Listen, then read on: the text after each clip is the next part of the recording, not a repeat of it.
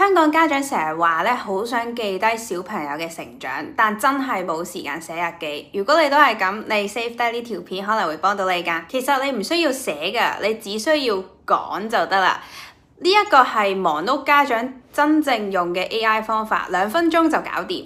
Step 1就當小朋友咧講咗一句好搞笑、好窩心嘅説話，你就可以即刻開 Voice Memo 個 app 講低佢啦。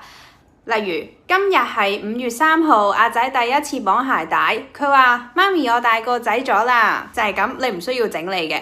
而第二步，1星期1次就將所有錄音用 AI 轉文字。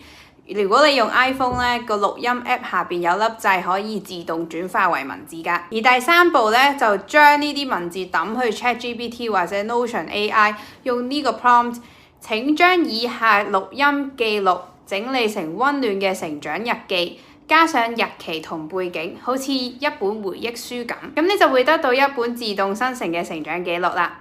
有一位爸爸同我講，佢以前成日都好內疚，見到其他人有一本好完整嘅成長相簿，咁而家呢，佢只係對住個電話講2句，半年之後呢，佢就有幾十篇嘅回憶啦，幾乎係零負擔，而時間投入呢，每次只係2分鐘，1個星期整理10分鐘，但係嗰個情緒價值係無價㗎。AI 唔一定係做功課㗎，有時候幫你留住個童年。你可以 follow我會分享更加多 AI 嘅方法去幫你減壓。